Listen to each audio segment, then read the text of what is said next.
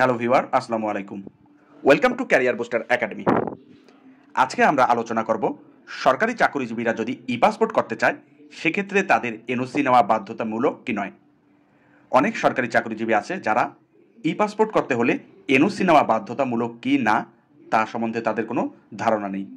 এ সংক্রান্ত বিষয়ে তাদের ধারণা থাকার না কারণে তারা ই পাসপোর্ট করার ক্ষেত্রে এনওসি ছাড়া আবেদন করে থাকে এবং পরবর্তীতে তাদের বিভিন্ন ধরনের জটিলতার সম্মুখীন হতে হয়। এখন আমরা জেনে নিব ই পাসপোর্ট করতে হলে একজন সরকারি চাকরিজীবীর এনওসি প্রয়োজন কি নয়। একজন সরকারি চাকরিজীবী যদি ই পাসপোর্ট করতে চায় সেক্ষেত্রে তাকে অবশ্যই পূর্বে অর্থাৎ ই পাসপোর্ট করার পূর্বে সংশ্লিষ্ট কর্তৃপক্ষ থেকে এনওসি সংগ্রহ করতে হবে। একজন সরকারি চাকরিজীবী এনওসি ছাড়া ই পাসপোর্ট করতে পারবে না। অর্থাৎ ই পাসপোর্ট করতে হলে তাকে অবশ্যই সর্বপ্রথম এনওসি সংগ্রহ করতে হবে। একজন সরকারি চাকরিজীবী কিভাবে এনওসি নিতে পারে এ সংক্রান্ত ভিডিও আমার চ্যানেলে রয়েছে, যার লিঙ্ক আমি ডেসক্রিপশন বক্সে দিয়ে রাখবো। প্রয়োজনে আপনারা এই ভিডিওটি দেখে আপনারা আপনাদের নিজের এনওসির জন্য নিজেই আবেদন করতে পারবেন। এনওসি ছাড়া যদি কোনো সরকারি চাকরিজীবী ই পাসপোর্টের জন্য আবেদন করে থাকে সেক্ষেত্রে তাকে পরবর্তীতে অনেক জটিলতার সম্মুখীন হতে পারে।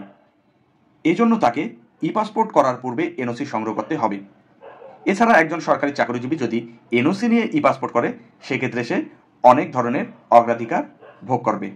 যেমন সে রেগুলার ডেলিভারি ফি দিয়ে এক্সপ্রেস ডেলিভারি সুবিধা পাবে, এক্সপ্রেস ডেলিভারি ফি দিয়ে সুপার এক্সপ্রেস ডেলিভারি সুবিধা পাবে। এছাড়া তার কোনো ধরনের পুলিশ ভেরিফিকেশন হবে না। তাই একজন সরকারি চাকরিজীবীর অবশ্যই উচিত এনওসি নিয়ে ই পাসপোর্ট করা। সবথেকে মূল কথা হলো একজন সরকারি চাকরিজীবী এনওসি ছাড়া ই পাসপোর্ট কখনোই করতে পারবে না।